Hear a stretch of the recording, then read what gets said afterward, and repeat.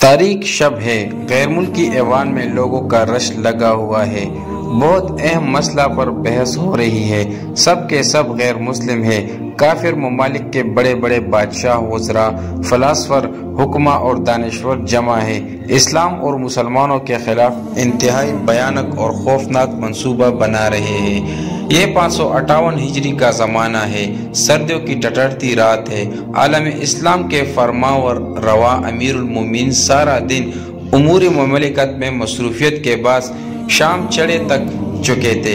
रियाया भी मीठी नींद की आगोश में जा चुकी है, मगर अमीरुल मोमिनीन शदीद थकान और थकन से चकनाचूर होने के बावजूद अपने परवरदिगार की खुशनुदी और उसे दिन भर की रोयदात सुनाने के लिए मुसल्ले पर सजदा रेज है।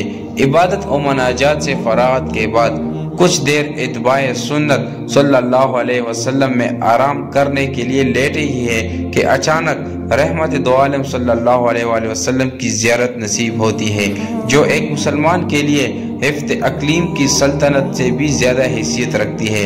अल्लाह ताला हर मुसलमान को मौत से पहले ये दौलत ज़रूर नसीब फरमाए।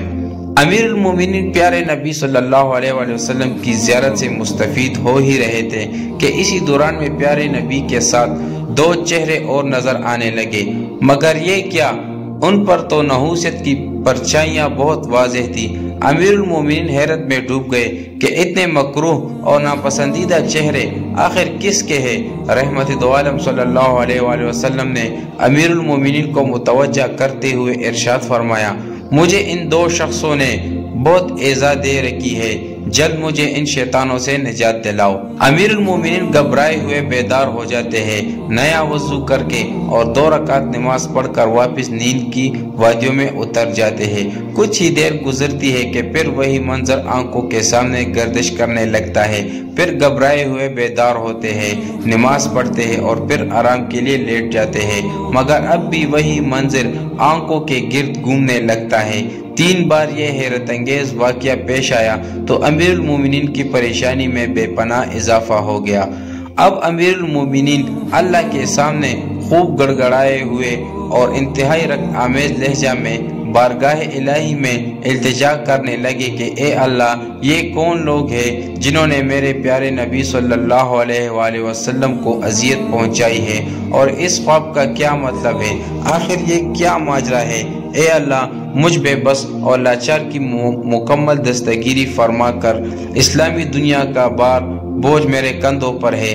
बेशक इस ख्वाब ने मुझे एक सख्त आजमाइश में डाल दिया है, लेकिन ए अल्लाह, तू मेरी रहनुमाई करे तो इंशाअल्लाह मुझे इस आजमाइश में सुर्ख रुई नसीब होगी। ए अल्लाह, मुझे इस मामले में कामयाबी और कामरानी नसीब फरमा। इन दिलसोज फरियादों के बाद अमीरुल मोमिनीन ने अपने इंतहाई दाना और ज़ीरक वज़ीर जमालुद्दीन मौसली को फौरन दरबार खिलाफत में तलब किया। अमीरुल मोमिनीन के चेहरे पर परेशानी के आसार उन्होंने हाजिर होते ही भांप लिए, और अमीरुल मोमिनीन की परेशानी देखकर उनके चेहरे का भी रंग उड़ गया। धड़कते दिल और लड़कती जुबान के साथ दरियाफ्त किया, आलम पनाह क्या माजरा है, क्यों इस कदर गमज़दा और अफसरदा है।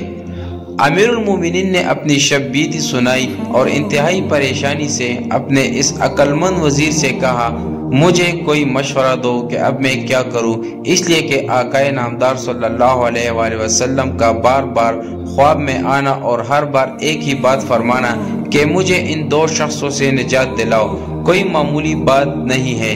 यह किसी बड़े खतरे और इस्लाम के खिलाफ किसी बड़ी साजिश की तरफ इल्हामी इशारात है। जमालुद्दीन मौसली ने कुछ देर ठहर कर कहा कि आलम पनाह, लगता है मदीना मुनव्वरा में कोई अहम वाक़या होने वाला है। हमें बगैर किसी ताख़ीर के फौरन अज खुद मदीना मुनव्वरा हाजिर हो जाना चाहिए। इस मशवरे के साथ ही अमीरुल मोमिनीन ने हंगामी बुनियादों पर मदीना मुनव्वरा रवानगी की मुनादी करवा दी और दमश्क के 30 नामवर और जहां दीदा किस्म के अफराद पर मुश्तमिल एक काफिले के हमराही में इंतहाई सबक रफ्तार सवारियों पर मदीना मुनव्वरा की जानिब चल पड़े, और तकरीबन 16 रोज की मुसाफत के बाद आप मदीना मुनव्वरा की पुरनूर फिजाओं में पहुंच गए। مدینہ طیبہ میں روز اقدس صلی اللہ علیہ وآلہ وسلم کے قریب ایک حجرے میں مغربی ملک سے آئے ہوئے 2 مہمانوں کی رہائش ہے۔ لوگوں میں ان کی بڑی شہرت ہے اور نیک نامی سے لوگ ان کا ذکر کرتے ہیں، کیونکہ انہوں نے مدینہ منورہ سے حاضر ہونے کے بعد اسی حجرے کو اپنا مسکن بنایا ہوا ہے۔ ان کی عبادت اور زہد و ورع کے سارے مدینے میں خوب چرچے ہیں۔ چھوٹا بڑا، مرد و عورت، جوان و بوڑھا، ہر کوئی ان مغربی مہمانوں کی تعریف میں رطب اللسان ہے۔ سوائے نماز اور روز اقدس اور جنت البقیع کی زیارت کے اور کسی بھی کام کے لیے یہ اپنے حجرے سے باہر نہیں نکلتے۔ نیز ان کی سخاوت اور صدقہ و خیرات سے نہ صرف مدینہ منورہ کے لوگ فیض اٹھا رہے ہیں، بلکہ اطراف کے دور دراز علاقوں میں بھی ان کی سخاوت سے لوگ فائدہ اٹھاتے ہیں۔ لوگ ان مغربی مہمانوں کی عبادتوں، ریاضتوں اور سخاوتوں سے بے حد متاثر ہے کہ ہم نبی پاک صلی اللہ علیہ وآلہ وسلم کے پڑوس میں رہ کر بھی اتنی عبادت نہ کر سکے، اور مغرب کے ان مہمانوں نے ایسی مثال قائم کر دی جس کا ہم تصور بھی نہیں کر سکتے تھے۔ مدینہ منورہ کے گورنر نے ایک بڑے لاؤ لشکر اور استقبالی ہجوم کے ہمراہ امیر المومنین کی مدینہ منورہ آمد پر شہر سے باہر نکل کر انتہائی شاندار اور وارحانہ عقیدت کے ساتھ استقبال کیا۔ امیر المومنین نے رسمی گفتگو کے بعد گورنر کو اپنی آمد اور حاضری کے مقصد سے آگاہ کیا۔ امیر المومنین نے اپنے 30 رکنی وفد کے ہمراہ گورنر اور مدینہ منورہ کے معزز افراد سے باہمی مشاورت کے بعد یہ فیصلہ کیا کہ خواب میں جن 2 شخصوں کو دکھایا گیا ہے ان تک رسائی کا طریقہ یہ ہے کہ مدینہ کے ہر فرد کو، خواہ چھوٹا ہو یا بڑا، بوڑھا ہو یا جوان، مرد ہو یا عورت، ہر کسی کو شاہی دعوت نامہ دیا جائے کہ امیر المومنین دارالخلافہ سے روضہ رسول پاک صلی اللہ علیہ وسلم کی زیارت کے لیے تشریف لائے ہیں۔ زیارت کے بعد تمام اہل مدینہ کی امیر المومنین کی طرف سے ایک پرتکلف ضیافت کا اہتمام کیا گیا ہے، جس میں بعد ازاں امیر المومنین خود اپنے ہاتھ سے ہر ایک کو ہدایہ اور تحائف تقسیم کریں گے۔ لہٰذا اس دعوت میں مدینہ منورہ کا ہر فرد اپنی حاضری کو یقینی بنائے۔ امیر المومنین زیارت روضہ رسول پاک صلی اللہ علیہ وآلہ وسلم سے فارغ ہونے کے بعد ہی شاہی مہمان خانے میں تشریف لائے، جہاں پہلے سے سب اہل مدینہ باادب تشریف رکھتے تھے۔ طعام کا سلسلہ شروع ہوا، پھر ہدایہ اور تحائف کی تقسیم کا مرحلہ آیا۔ ہر شخص کو امیر المومنین نے خود اپنے دست مبارکہ سے ہدیے دیے اور ہر ایک کو خوب غور سے دیکھنے لگا۔ تمام باشندگان مدینہ ہدایہ لے کر فارغ ہو گئے، مگر وہ 2 چہرے نہیں دکھائی دیے جن کے لیے یہ سارا انتظام کیا گیا تھا۔ امیر المومنین بے حد پریشان ہو گئے۔ گورنر سے کہا کہ کیا اور کوئی باقی تو نہیں رہ گیا؟ کیا سب ہی نے شرکت کی ہے؟ گورنر نے کہا کہ سوائے 2 آدمیوں کے باقی سب ہی نے شرکت کی ہے۔ 2 بزرگ ہیں جو عبادت گزار ہونے کے ساتھ گوشہ نشین بھی ہے، مالدار بھی ہے، اس لیے عام طور پر نہ کسی سے ملتے جلتے ہیں اور نہ ہی کسی کی دعوت پر جاتے ہیں۔ اسی وجہ سے ہم نے بھی انہیں اس شاہی دعوت میں مدعو نہیں کیا کہ کہیں ان کی عبادت میں خلل واقع نہ ہو جائے۔ امیر المومنین کا پارا چڑھ گیا کہ جب کہا گیا تھا کہ کوئی باشندہ باقی نہ چھوڑا جائے تو انہیں کیوں یہاں مدعو نہیں کیا گیا۔ گورنر نے حکم کی تعمیل میں فوراً انہیں بھی ایوان میں بلوا بھیجا اور امیر المومنین سے انہیں ملوایا۔ امیر المومنین کے حیرت کی کوئی انتہا نہ رہی کہ خواب میں انہوں نے جن 2 چہروں کو دیکھا تھا وہ منحوس اور مکروہ چہرے انہی 2 آدمیوں کے تھے۔ امیر المومنین نے ان سے دریافت کیا کہ تم کون لوگ ہو اور یہاں کیا کر رہے ہو؟ انہوں نے کہا کہ ہم دیار مغرب کے باشندے ہیں اور حج کی سعادت حاصل کرنے کے بعد یہاں مدینہ طیبہ میں حاضر ہوئے، بس تب سے یہاں کی پرنور فضاؤں کا چھوڑنا ہمارے لیے مشکل ہو گیا ہے۔ امیر المومنین نے سختی سے کہا کہ یہ سفید جھوٹ ہے، جو اصل حقیقت ہے اس سے آگاہ کرو ورنہ سنگین نتائج کے لیے تیار ہو جاؤ۔ یہ دونوں گھبرا گئے اور اسی گھبراہٹ میں اپنے دل کی اصل حقیقت سے مطلع کر دیا کہ در حقیقت ہم دونوں یہودی ہیں اور ہمیں ایک اہم مشن کے لیے یہاں بھیجا گیا ہے، اور وہ سازش انتہائی بھیانک ہے کہ کسی طرح ہم تمہارے رسول حضرت محمد مصطفیٰ صلی اللہ علیہ وآلہ وسلم کا جسم اطہر مبارک ان کے روضہ سے نکال کر مشن پر روانہ کرنے والی اسلام مخالف کفر طاقتوں تک پہنچا دے۔